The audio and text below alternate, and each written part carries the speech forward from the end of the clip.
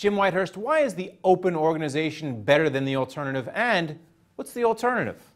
Well, let me start with the alternative.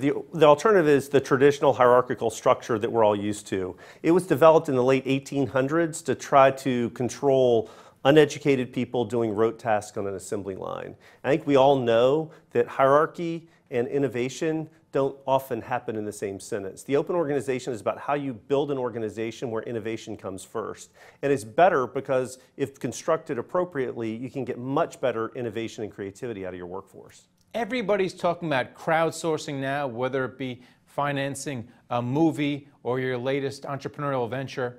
Why is open sourcing, in your opinion, better than crowdsourcing? Well, crowdsourcing is very much about getting, whether it's money, ideas, from a large group of individuals. Open sourcing takes it to the next level, where how do you get those individuals to talk to each other so ideas can build on each other? So while crowdsourcing gets you the best idea from 1 million people, open sourcing gets you the best idea of 1 million people working together.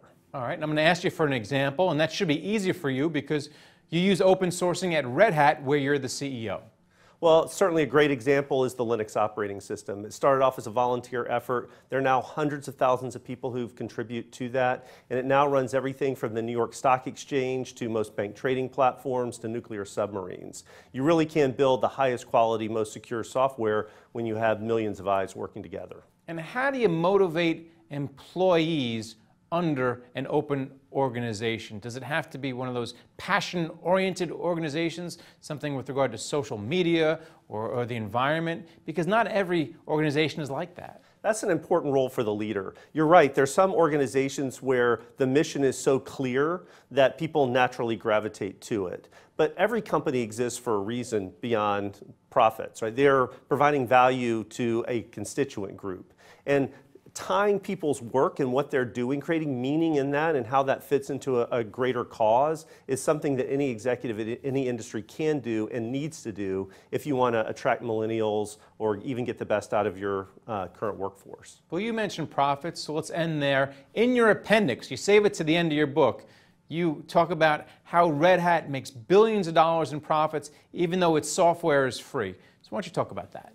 Yeah, so Red Hat does take free software, and all the software that we create, we put out to be completely free, so people can use free versions, or they can pay Red Hat for certified supported versions. The easiest way to say it is people pay for water, even though it comes out of the tap for free. And in a world especially where cybersecurity is becoming a bigger issue, where we have all kinds of threats, would you pay for water, especially in a third world country where you're really worried about the water quality? And I think most people would. So there's certainly free software out there, and we innovate by doing that, but then we work to provide certified, secure, supported versions, and our customers are willing to pay for that. All right, thanks a lot, Jim. Thank you. Good to be here. Thank you for watching The Street.